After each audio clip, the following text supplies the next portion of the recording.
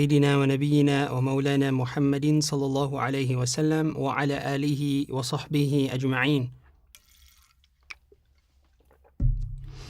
رب اشرح لي صدري ويسر لي أمري واحلل عقدة من لساني يفقه قولي. سبحانك لا علم لنا إلا ما علمتنا إنك أنت العليم الحكيم. اللهم علمنا ما ينفعنا وزدنا علما. آمين برحمتك يا أرحم الراحمين. السلام عليكم ورحمة الله تعالى وبركاته. أهلا وسهلا ومرحبا بكم. Welcome you back to our course on Imam al-Hadrami's text, Safinat al-Naja.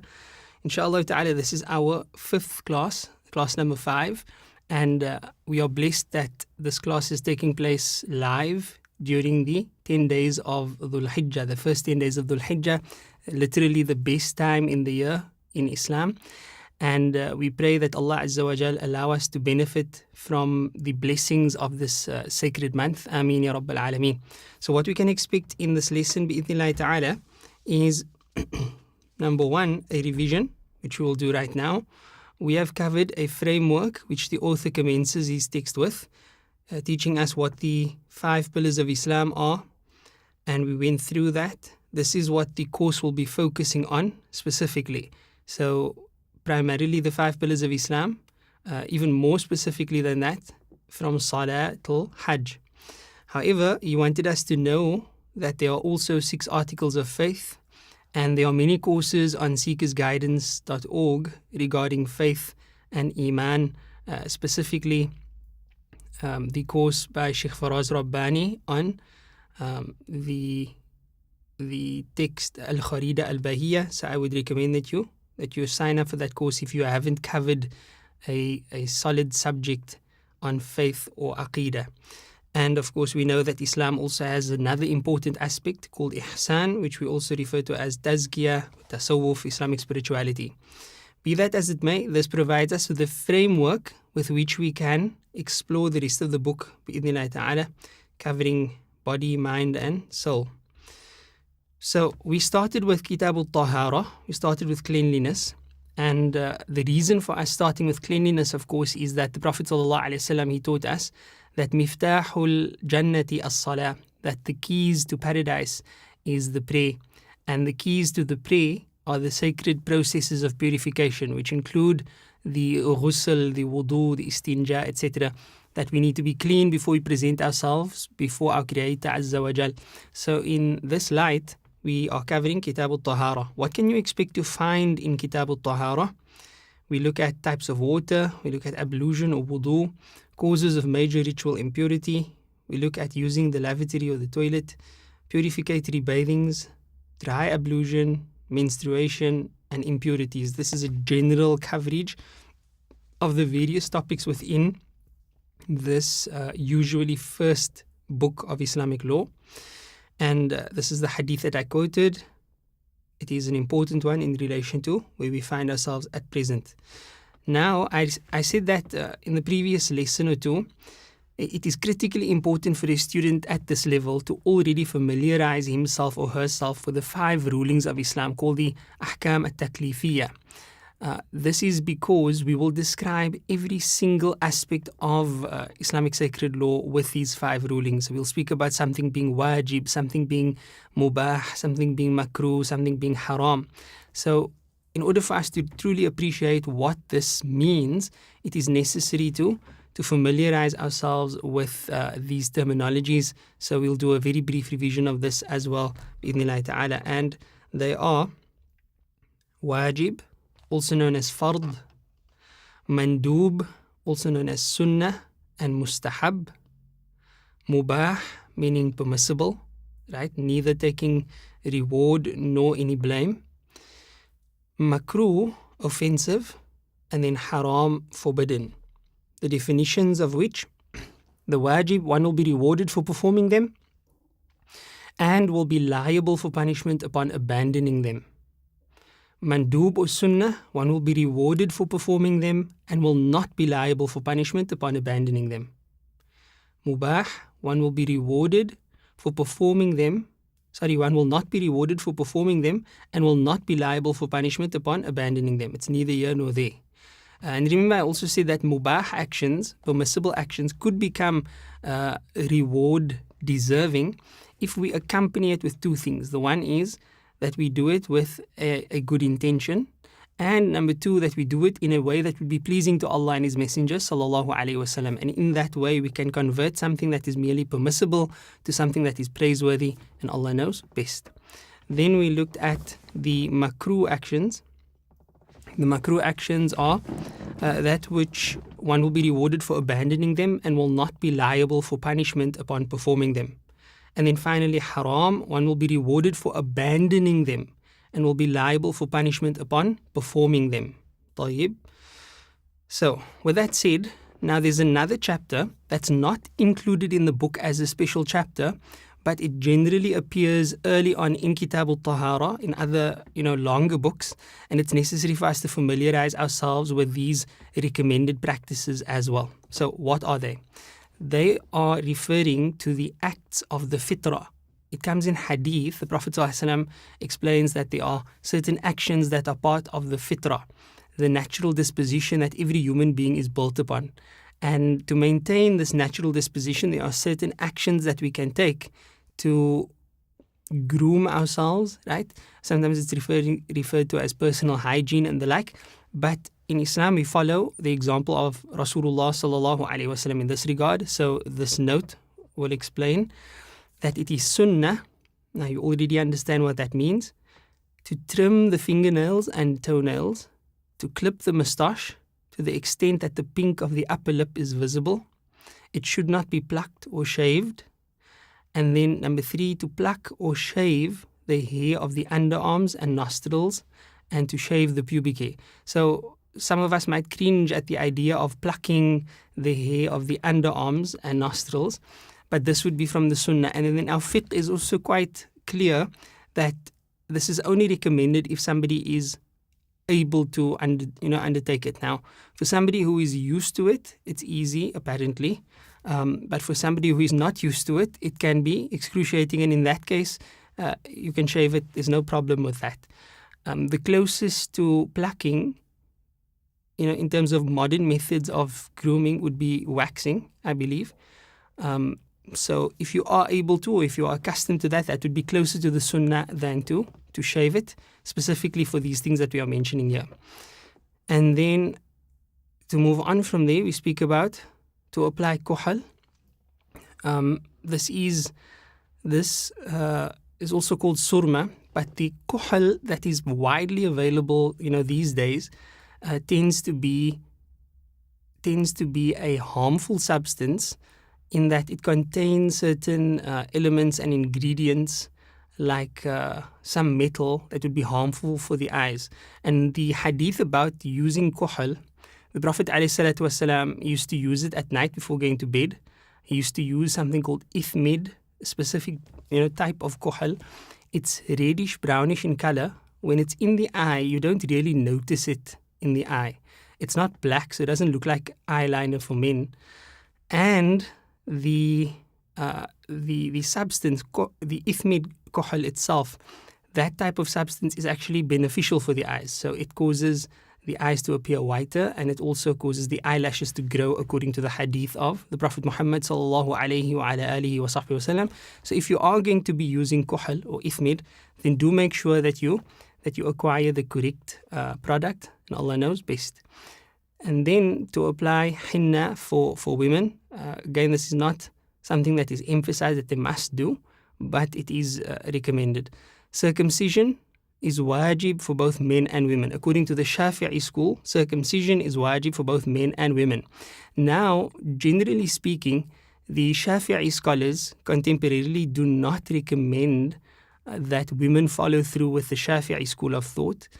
So it is not recommended by contemporary Shafi'i scholars for women to undergo circumcision, even though the medical practices have come a long way since people used to engage in female circumcision, but then end up not cutting the correct element that needs to be cut, and instead they would end up cutting the clitoris, or mutilating the female genitalia. So because of that, predominantly Shafi'is would recommend that we follow a different madhab, like the Hanafi school, in this regard, so as to not fall into any of these issues, and Allah knows best. For men, however, it remains wajib. And then finally, the note here says it is haram, it is unlawful for both men and women to dye their hair black. Right? The exception is given with the intention of jihad, and this is one of those things wherein we don't necessarily have a clear-cut reason that we can ascertain from the recommendation or the prohibition rather, but rather we can simply say sami'na wa ata'na.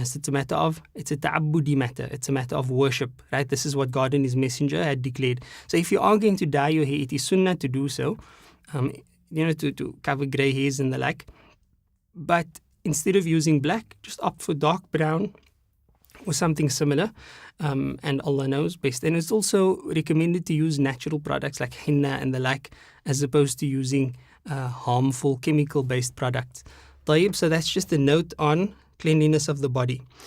Now, the segment of text that we are concerned with in this lesson is going to be the issues that you see on screen in front of you.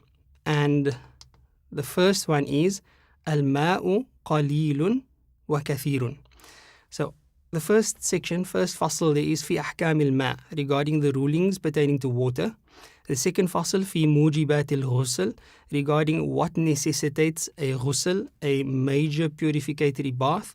And the third aspect is in relation to fi furud al-ghusli, in relation to the compulsory acts of the ghusl. And then of course we'll add to this the sunnah acts of the ghusl. So let's read through the Arabic text inshallah ta'ala, and then we'll explore the text word for word, and we'll go through each concept as we proceed bi'idhnillahi ta'ala, and we ask that Allah grant us tawfiq. قال المصنف رحمه الله تعالى ونفعنا الله بعلومه وعلومكم آمين. فصل الماء قليل وكثير. Water is either a little or it is a lot. فالقليل, what is a little? ما دون الكلتين. A little is that which is less than 2 qullas. So whenever you see this term, understand that we are referring to a body of water approximately 200 liters. So what is a little water? ما دون الكلتين, that which is less than 200 liters. والكثير, and therefore what is a lot, قلتان فأكثر, is going to be 200 liters or more. طيب. And then the author goes on now to explain the individual rulings pertaining to a little water and a lot of water. So, القليل يتنجس بوقوع النجاسة فيه. A little water becomes contaminated by filth. يتنجس, becomes affected by najasa. How? بوقوع النجاسة فيه, when najasa comes into contact with it, when filth comes into contact with it. وَإِن لَمْ يَتَغَيَّرْ, even though there is no apparent change in the water. وَالْمَاءُ الْكَثِيرُ, and a lot of water, لَا يَتَنَجَّسُ, will not become filthy, will not become contaminated by najasa, إِلَّا إِذَا تَغَيَّرَ طَعْمُهُ أَوْ لَوْنُهُ أَوْ رِيحُهُ. A lot of water will not become contaminated by filth except if there are changes to its taste, its color, or its smell. So this is the first body of text. Let's focus on this and look at the various types of water in relation to cleanliness within Kitab al-Tahara, inshaAllah ta'ala. So firstly, with regards to cleanliness, you have different categories of water according to sacred law.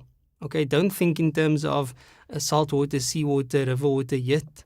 For now, we're going to look at water and classify them according to their ability to be used for processes of purification. So in relation to this, there are 3 types of water. There's purifying water, meaning water that can be used for processes of purification. It is pure in its essence and has the ability to purify other things in a religious sense. Then some people call this super water. There's pure water. It is pure in its essence, but it cannot purify other things religiously. What do we mean thereby? So in the sense of a normal worldly sense, right, the water is clean, the water is generally pure. However, based on certain things that we will learn here, it cannot be utilized for processes of purification within the Sharia. So you cannot use it to take a wudu or a ghusl or perform istinja therewith, right? Even though the water is clean, it no longer possesses the ability to purify. So that's the second type. And then the third type is impure or contaminated water. As we said, if it is a little, in other words, if it is less than 200 liters and impurity falls into it, then it is impure. So if you have water, any type of water, that's less than 200 liters and an impurity falls into it, then it becomes impure even if none of its qualities have changed. But if it is 200 liters, then we consider it to be a lot of water. So if it is 200 liters or more and you have an impurity that falls into it, or it comes into contact with impurity, then we have to see, did the qualities of the water change? Did it change in color? Did it change in smell? Did it change in taste? And if there is an apparent change in this sense, then the body of 200 liters or more would become impure. طيب. So let's focus in on the various types of water. If an impurity falls into less than 200 liters, then what happens? It becomes impure. So what is this kullatain that we've been referring to? A kullatain is an amount.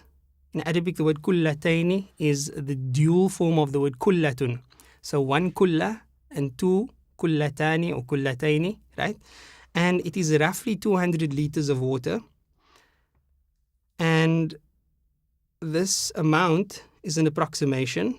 So that's why you'll have different scholars mentioning different amounts. So for example, you'll see in some texts, they would say 190 liters. In other texts, you will find 216 liters. I've also seen 211 liters.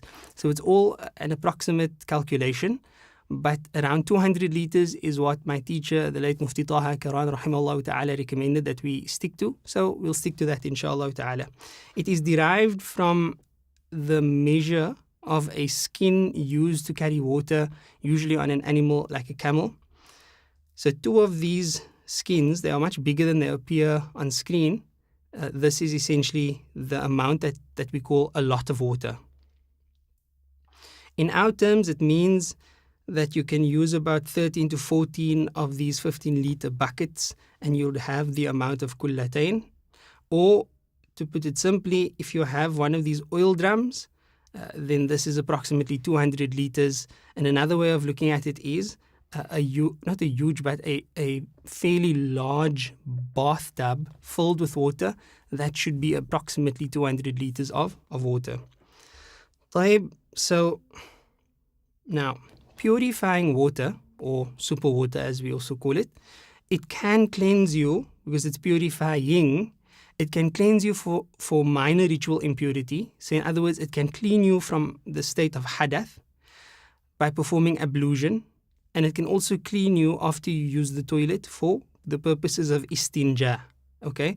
So from this, you can already learn that you can't just take any water for istinja. It must have the ability to purify.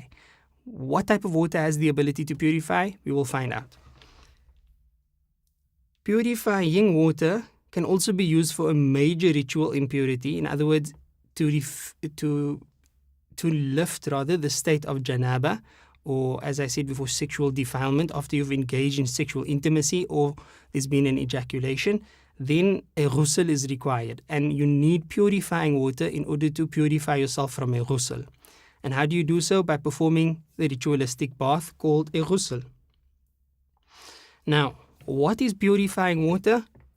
In simple terms, it is water in its natural state. That's as simple as it gets. It's water in its natural state. So water in its natural state, not having been touched, not having been contaminated, not having been tampered, it's just in its natural state. You call it simple water, plain water, natural water, etc., that is purifying water. So as for water in its natural state, it can obviously occur in various shapes and forms. So this here is a mossy lake.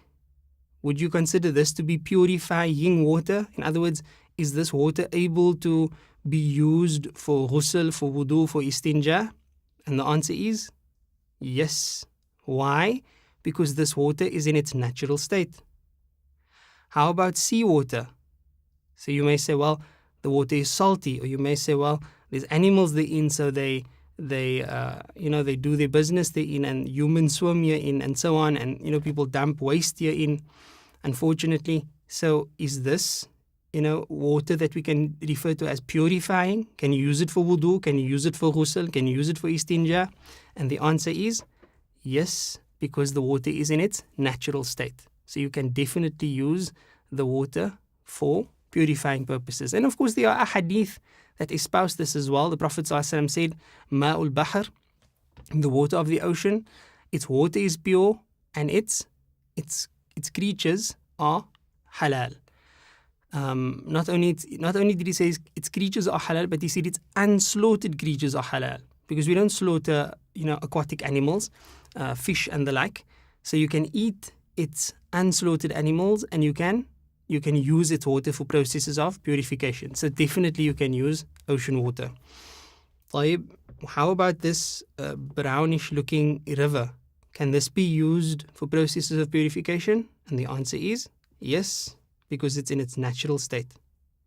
How about this water that looks really green and probably mossy, and there's some algae on the surface and the like? Can you use this for processes of purification? Yes, because it's water in its natural state. And the same thing applies here.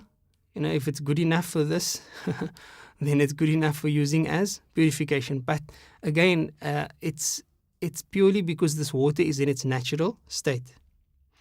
And needless to say, rainwater, water from snow, water from hail and the like, all of which is in its natural state, can be used for processes of purification. Bottled water, drinking water, and of course tap water, right? How about water that is pumped from the ground? We refer to it in South Africa as borehole water. Yes, you may use it because it's in its natural state, and Allah subhanahu wa ta'ala knows best. So there you have it. These are the ways to understand purifying water, water that can be used for processes of purification. It's clean in itself, and it can be used to purify others. Now, let's look at the difference between purifying water and pure water. Purifying water and pure water, because we said there are three types of water. We said there is purifying water, and we said that there is pure water, and we said that there is impure water or contaminated water. So let's look at the difference between purifying water, which you can use for processes of purification, and then let's look at pure water, which is pure in and of itself, but it cannot be used for processes of purification. So the differences here: purifying water is pure in its essence and could purify other things religiously, meaning you can use it for wudu, for istinja, for ghusl. Pure water is also pure in its essence, right? You'd refer to it as clean. However, you cannot purify other things religiously. Why religiously? Because you can use the water, for example, to wash your car, or to clean, to flush the toilet with, or maybe even to wash the dishes. Wallahu a'lam, because it's pure water. But you cannot use it for a wudu, for a ghusl, for istinja, because it's not purifying. This is why we add the clause religiously. So super water, or purifying water as we called it, will become impermissible for cleansing, not contaminated. We didn't say it will become dirty. We didn't say it will become contaminated. It will simply become unusable for cleansing if. So you have a container. There you can see the 200-liter mark on this container, and the water clearly amounts to less than 200 liters of water. Now, in this case, something pure falls into the water. Perhaps saffron, sugar, flour, tea leaves, coffee, etc. Water used for fard wudu, etc. enters into this container to such an extent that the name of the water is taken away. How so? You no longer call this water. If you pour coffee granules, let's say you take crushed coffee beans and you start throwing a little bit in the water. If you throw one speck, it's not going to make a change. If you throw in 2 specks, 3 specks, if you throw in a spoon, maybe, depending on the amount, but let's say you have 170 liters of water and you start throwing in handfuls of coffee, what's going to happen? It's no longer going to be called water. You're going to call it coffee, right? Or you're going to call it murkish water or stained water, etc. It's not dirty in the sense that there's najasa in it, but you can no longer use it for processes of purification because even though it's pure, it's been changed by something pure, right? Not something impure, that would be najasa, that would be contaminated water. This is changed by something pure. Or if anyone uses the water or enters their hand in the water with the intention of ablution or with the intention of istinja or with the intention of ghusl. In other words, if somebody uses the water itself for wudu, for ghusl or for istinja, or with the intention of wudu, ghusl or istinja, they enter their hand into the water. Now, because it's less than 200 liters of water, the state of the water would now change to be considered as used water. And used water, right, is water that you perhaps collected after you performed a wudu. So you've performed an ablution, right, and then you've collected the water that drips from your body, and then you have a bucket because you're trying to save water. That water is not dirty water. It's not najasa water. It's clean. But because it's already used for processes of purification, it's no longer purifying. It's now pure water. And you cannot use that for another wudu or ghusl or istinja. طيب. Then the key here is if it's an amount less than 200 liters. Okay, this will be graded as pure. However, again, if the change is only slight, then it is still considered purifying or super water. So again, like I said, if you start to drop coffee granules in an amount of water, let's say 100 liters, okay, so you drop coffee granules in, you'll see there's a little bit of, coffee color around where the droplets fell, but it soon dissipates because it's not much.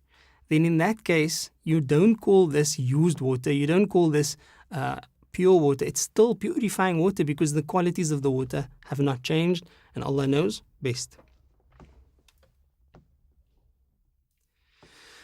Okay, so now super water or purifying water, when does it become impure? So we actually mentioned this already. See if you can recall what we said. Right at the beginning, we said that if you have a little water and it comes into contact with filth, with najasa, then instantly it becomes contaminated, okay? Because it's a little water. A little could vary, anything from the smallest quantity to 180 liters of water. So that is called a little water. By the mere coming into contact with filth or najasa, a little water becomes contaminated and you call it mutanajjis. So the water is contaminated.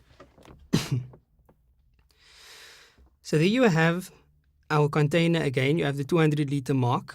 There's an amount less than 200 liters therein. An impurity falls into it no matter how small, even if none of the qualities change. So the scent, the color, the taste, etc., they all remain the same. Even if it was just in there for a moment, right? So you just had, let's think of an example where something fell there in for a moment. So you had a mouse. I'm just making something up, right? So you have a mouse trap, and the mouse got caught in the mouse trap, and then you saw this happen, and the mouse trap, along with the dead mouse, fell into the water, and you immediately scooped it out of the bucket and you threw it away. So the dead mouse is considered najasa. It's a dead animal, unslaughtered animal, not permissible to eat animal. So it fell into the water. So that's najasa that fell into the water. Because it made contact with a body of water, again, less than 200 liters, even though it was just for a moment, even though there's no change in color, taste, or smell, that water is considered najasa water. It's considered contaminated. طيب. Why? Because again, our mark between a little or a lot has been breached. So there's less than 200 liters of water here in. Now, what happens if you have more than 200 liters of water? What did we say right at the beginning? There's a difference between a little water and a lot of water. A little water, less than 200 liters. A lot of water, a lot of water, more than 200 liters. So, if the water is kullatain, 200 liters or more, then regardless of whether one enters his hand in it, intending wudu, ghusl, etc., regardless of it coming into contact with something pure, so let's say you poured a little bit of liquid soap into it, for example, or you poured a little bit of, let's say your coffee spilled into it, for example.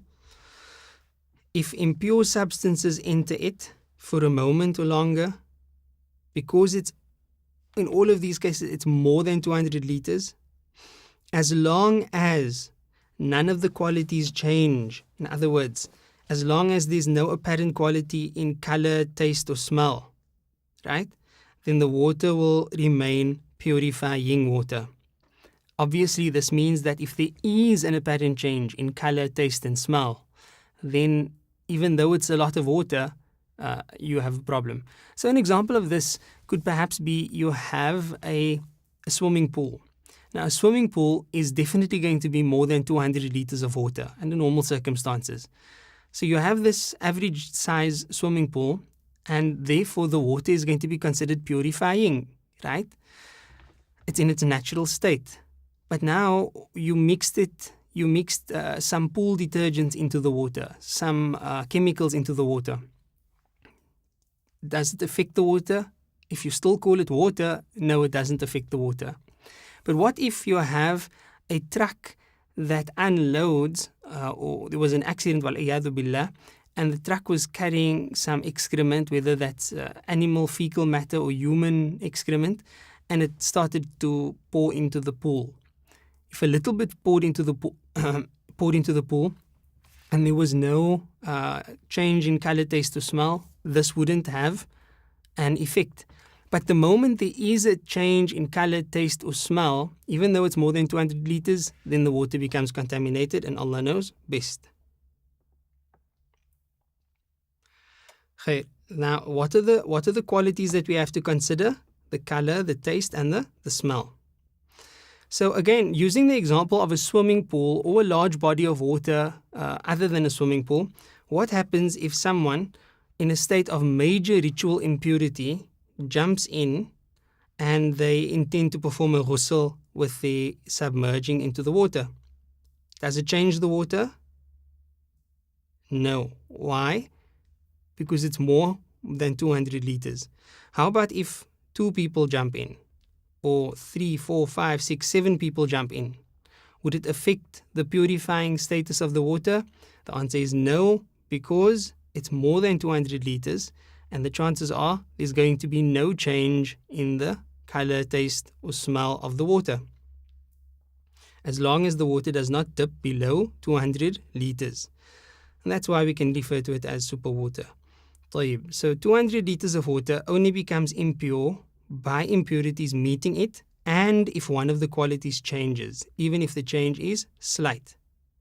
If the changing stops on its own, or by the addition of water. You add more water to it. You add more water to it. So remember, the water is now, say it's pure. Okay, so it's clean, but you cannot use it for purification. Or the water is contaminated. But now you collect that water together. You have it open up. The pool is uncovered. The pool was a bit contaminated. There was a change to the color, taste, and smell. So you have the pool open, and then it starts to rain, and then the pool fills up. Let's say it was halfway filled. And the pool fills up, and the change disappears. Or you collect the wudu water, you collect ghusl water, you pour that all together, in a huge container to the point where it becomes way more than 200 liters. What happens then?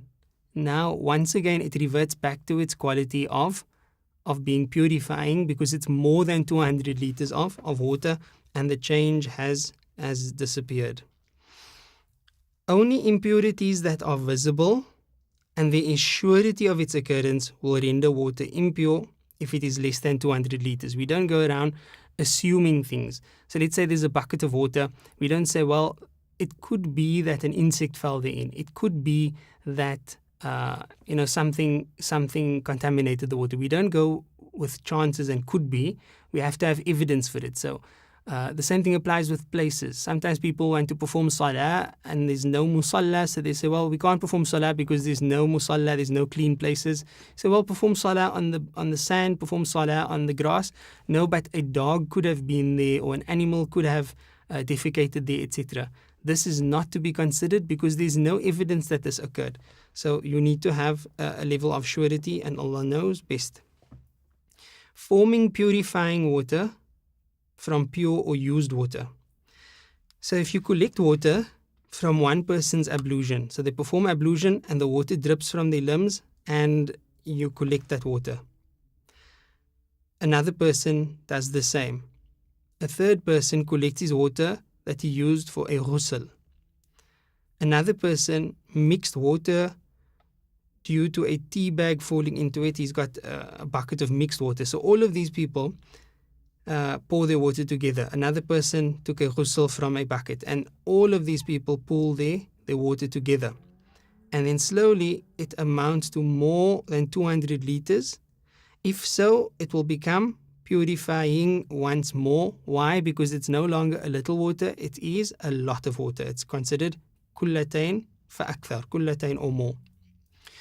Okay, so that covers what we need to know about the different categories of water. Of course, some of this we may have known in practice, but it's important to understand the theory as well. I find it quite useful, especially when you are not within your usual circumstances. So you're not at home where perhaps, well, alhamdulillah, you perhaps have clean running water and the like. Therein, you don't have an issue.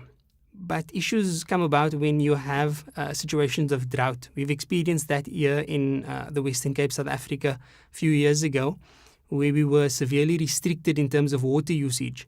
So under situations such as that, people need to come up with alternatives as far as water conservation is concerned. And we generally need to have this type of concern.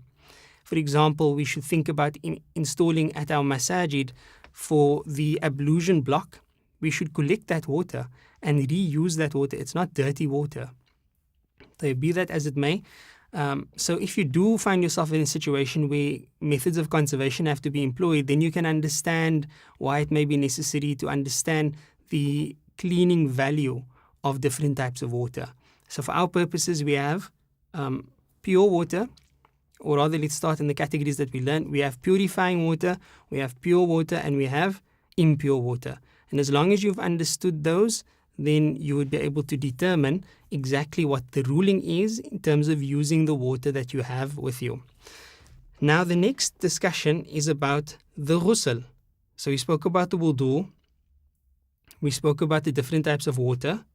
Now, what is a ghusl? A purificatory bath. Before we look at what is a ghusl, we first need to understand why exactly do we need to perform a ghusl? Why do you need to take a ghusl? Now, there are two types of ghusl in Islam. You have a fard ghusl and you have a sunnah ghusl. A fard ghusl is that which you must take in order for your salah to become valid. So without performing your fard ghusl, if you If you owe a fard ghusl, in other words, and you go and pray without having taken that ghusl, your prayer is invalid. If you do perform that ghusl and you have wudu as well, then your prayer is going to be valid. So what necessitates a fard ghusl? That's what we're going to talk about first. As for a sunnah ghusl, there are various occasions within which we should perform a recommended sunnah ghusl. For example, on a Friday for Jumu'ah, on the days of Eid, and similar. So first things first, what exactly necessitates a ritualistic purificatory bath or a ghusl? There are 6 factors that necessitate a ghusl, and these are referred to as mujibatul ghusl.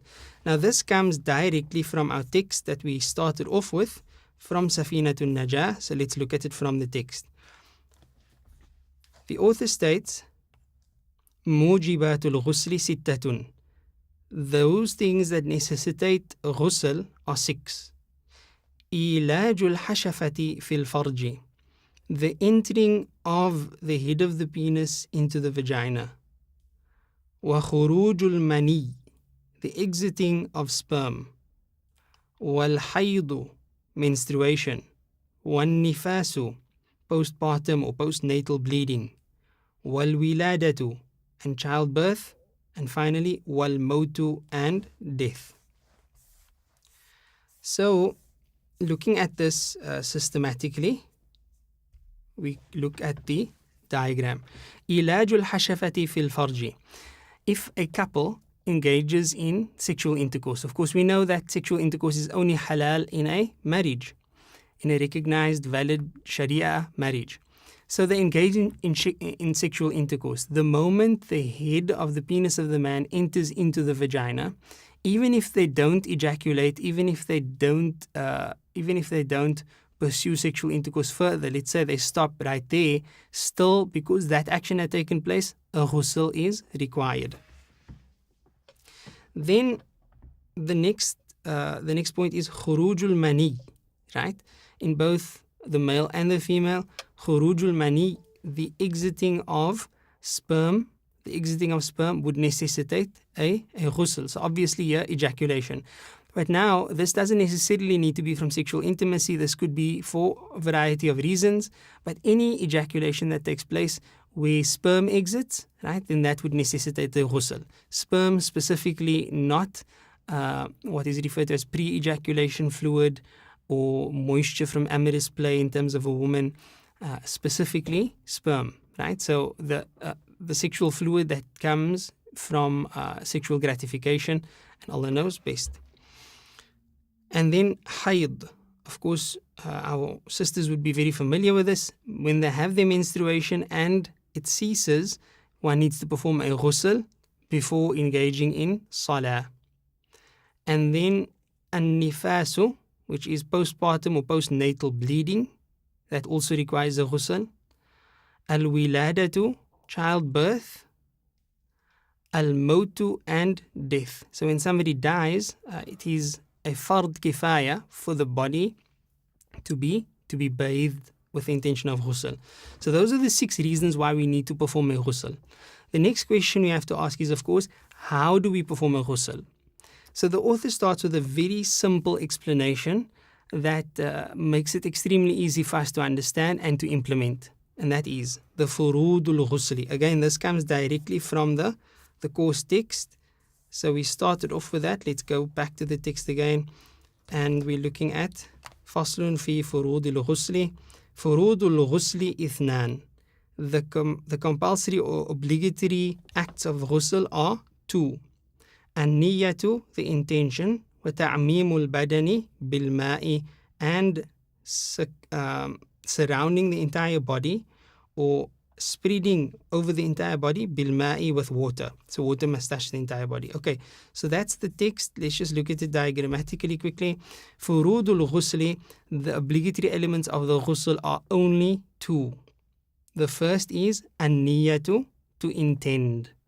Now again, as I said before, the niyyah is not the words that the person speaks. So there's no specific formula from hadith that we have to say before we engage in this action. In the Shafi'i school, generally, at-talaffuz bin-niyyati mandubun. It is recommended to speak the intention, but the only reason why that is recommended is that in case the person is completely what's the word? They are not focused at that time. So they're just, going through the motions of things. If that is the case, then it may assist them to verbalize what they are doing just to bring them back to focus. Most people, however, have a focus on the Arabic wording that they found in a text. For example, nawaitu fard al-ghusli, right? Just as an example, which is fine. If you understand these words and they do assist you to be acutely conscious of the purpose, then Bismillah, use the words. However, if you don't understand these words, or the words actually act as an impediment, they actually stand in the way of you focusing, then it would be best to just focus in the mind and remind yourself of what you're doing. And if you want to word something, then rather word it in a language that you are familiar with. So you say, I'm performing a ghusl now. What's the difference between a person who has a specific acute consciousness of purpose or the intention and a person who doesn't? So again, we've mentioned this before, but for our purposes here, person A showers in bathroom A. Person B showers in bathroom B. Both of them are doing exactly the same actions. Person A, when he got into the shower, when he started washing himself, he intended a fard ghusl. Person B forgot that he required a ghusl and he was simply taking a shower. Okay? When person A leaves the shower, he has a ghusl. When person B leaves his shower, he does not have a ghusl. Why? The difference is the acute consciousness of purpose. Neither of them said a word. They both did the same actions. The difference is what was in their mind when they commenced with the action. So, an-niyatu, that's the first one. The second element is ta'meemul badani bil ma'i, to make sure that the water reaches the entire body. This means underneath the hairs, between the hard to reach places, for example, the belly button, the armpits, in general. So water must reach over the entire body. As long as these two elements are fulfilled, then the person has a valid ghusl. However, there are other practices in relation to the ghusl that are considered sunnah. They are considered recommended. So let's look at that, bi'idhnillahi ta'ala. And perhaps, in some texts you actually find that the author would say, first to remove najasa, because you cannot have najasa after you've performed a fard ghusl on your person. It wouldn't be a proper ghusl. But I don't think that it's necessary to mention that specifically, because if you manage to fulfill 1 and 2, the niyyah and making sure that water flows over the entire body, then you have a valid ghusl. طيب. So there's a sunnah method of performing a ritualistic bath, and it goes as follows. Number 1, to begin in the name of Allah, the Merciful, the Compassionate. In other words, to say Bismillahir Rahmanir Rahim. Now, in the modern homes, the bathroom and the toilets are usually within the same area. So you have a toilet / bathroom, or bathroom / toilet. In the past, this wasn't the case. Generally, you would have bathrooms specifically and toilets specifically. So if you have a bathroom toilet situation, then you wouldn't make talaffuz with the basmala. You wouldn't say Bismillahir Rahmanir Rahim out loud, for you don't mention the revered names and the like in the space of the toilet. Instead, you just think about it in your mind, and that suffices, inshallah ta'ala. And remember, this is a recommendation, not a requirement of the ghusl. Secondly, to remove any dirt or impurity on the body. So if it's a married couple and they have a sexual fluid on themselves, or they have some other form of impurity on themselves, to remove that. If it's a lady after having menstruation, she should clean that, etc. So you first remove any dirt or impurity on the body. And then another note here, sexual fluid, specifically sperm, in the Shafi'i school is not considered an impurity. It's not considered najasa. Now that will be discussed a bit later on when we mention that, but for now, know that sperm itself is not considered najasa, it's considered tahir, right? And the moisture from the vagina of a woman is also considered tahir. This is important because if you have a ghusl, or you're married and you have some sperm traces on the bedding and so on and so forth, this is completely pure. You don't need to change your bedding specifically because of that. You can simply wipe it away and that suffices, and Allah knows best. But that's besides the point. Number 6. I see we began with 4, 5 because this is how it appears in the translation text. But you can refer back to the translation text to see the other notes as well. We have gone through it already. So, to perform wudu as the wudu of salah. Notice this is at the beginning. So, often people ask, look, I don't have a ghusl, so how am I performing wudu? Consider this as part of your processes of purification. It's not that after you've taken this wudu, you can leave your washing area and perform salah. It's not considered a full wudu. It's not counted as a wudu. It's just so that you can have the opportunity to wash all your limbs, and it's part of your washing process as a sunnah or recommended act. Then to pour water over the head 3 times, intending to remove a major ritual impurity or haid or the like. So this year, when you pour the water over your head 3 times, this is essentially where the ghusl is starting. Then to be thorough, to pour water over the right side of the body 3 times, and then over the left of the body 3 times, ensuring that water reaches all the joints and folds, and you do that by rubbing your body. Now, at this point, the ghusl is actually completed, okay? It started by pouring water over the head, and it ends here by the rubbing of the body, so having water over every area of the body. It is recommended then to apply some musk or some other nice fragrance. You get many different types of natural hygiene products for women and the like. To put that in a piece of cotton and insert it into the vagina if the bath was taken because of haid, if the ghusl was taken because of haid. Now, into the vagina here doesn't mean that it goes all the way inside, but simply to the area that is exposed if the lady should squat. So this is to assist in freshening up the area after the bleeding, and Allah knows best. So that brings us to the end of our 5th class of Safinat al-Naja. So let's have an overview of what we've covered so far, and then a revision of what we've covered in this lesson. So far we've covered the objectives of the course, we've looked at the contents, we've looked at the concepts of Islam and Iman as our framework. We've spoken about the mukallaf and the concept of istinja. We've spoken about the wudu or the ablution. We've spoken about the types of water and the sunnahs of the body. And finally, we've also looked at the ghusl. Specifically in this lesson, we looked at the sunnahs of the body. We looked at categories of water. We looked at what necessitates a ghusl. We've looked at the integrals of a ghusl as well as the sunnah method of a ghusl. I hope that this message was loud and clear and that you've managed to understand the concepts. I do recommend that you revise this a few times. Remember, we have a lot of information coming in each lesson, so it's very important that you revise the lesson so that you've understood. Any questions whatsoever, or if you require further clarification on any of the concepts, either in the text or from what I've mentioned in class, we have a space for that, and that's our Answers Forum.